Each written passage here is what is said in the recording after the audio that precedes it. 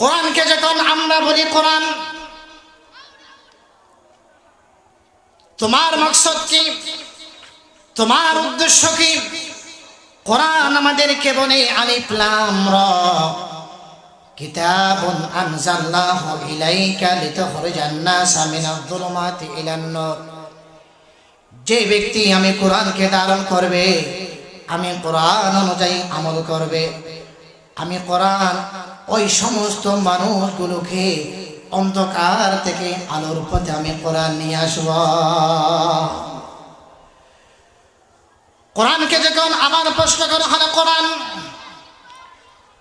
তুমি কোরআনের ভিতরে কোন সন্দেহ করা যায় এমন কোন কিছু আছে কিনা? কোরআন আমাদেরকে তথ্য দেয় লা রাইবা ফিহি, আমি কোরআনের মধ্যে কোনো কি নাই, সন্দেহ নাই, সন্দেহের অবকাশ নাই। কোরআনকে যখন আবার বলি হে কোরআন অনর্থক কোন কল্প কাহিনী উপন্যাস সেই ধরনের কোন কথা তুমি কোরআনের ভিতরে আছে কিনা? কোরআন আমাদেরকে উত্তর দেয় লা ইয়াতিহিল বাতিল, বাতিল বলতে অনর্থক বলতে আমি কোরআনের মধ্যে কিছুই নাই। কোরআনকে যখন আবার বলি হে কোরআন তুমি কার প্রতি নাজিল হয়েছো? কোরআন আমাদেরকে উত্তর দেয় নুজিলা আলা মুহাম্মাদুর রাসূলুল্লাহ সাল্লাল্লাহু আলাইহি ওয়াসাল্লাম, আমি মুহাম্মাদুর রাসূলুল্লাহ সাল্লাল্লাহু আলাইহি ওয়াসাল্লামের প্রতি নাজিল হয়েছে। কোরআনকে যখন আবার প্রশ্ন করা হয় কোরআন তুমি কার সাহায্যে দুনিয়ার মধ্যে তুমি নাজিল হয়েছো? কোরআন আমাদেরকে উত্তর দেয় নাজালা বিহির রূহুল আমিন, আমি জিবরাইলের মাধ্যমে দুনিয়ার মধ্যে আমি কোরআন নাজিল হয়েছি। কোরআনকে যখন আবার প্রশ্ন করা হয় হে কোরআন তোমাকে ধারণ করলে কি হবে?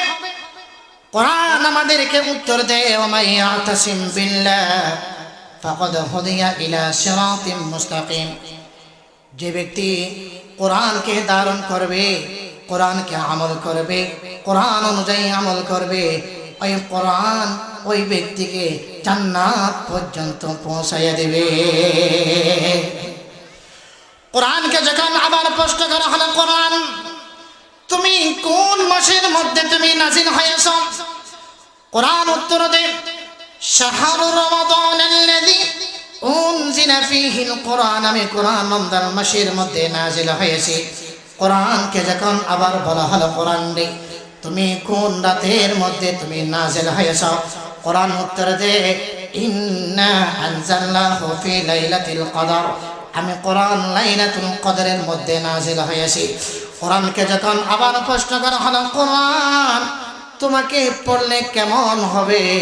কোরআন উত্তর দেয় যে ব্যক্তি আমারে কোরআনকে তেলাওয়াত করবে তার প্রতিটি আমল নামার মধ্যে 10টি করে নেকি লিখে দেওয়া হবে।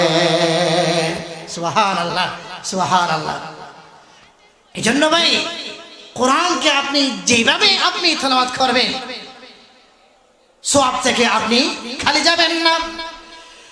ওমর ইবনুল খাত্তাব রাদিয়াল্লাহু তাআলা আনহুর জীবনের মধ্যে লেখা আছে ওমর রাদিয়াল্লাহু তাআলা আনহু যখন কোরআন তেলাওয়াত করতেন এইভাবে কোরআনকে নিয়ে তিনি বলতেন হাদা কালামু রাব্বি, হাদা কালামু রাব্বি, আমি যে কিতাব না পড়তে তেলাওয়াত করতেছি এটি যেমন তেমন কিতাব নয়, এটি হলো আমার আল্লাহর কিতাব।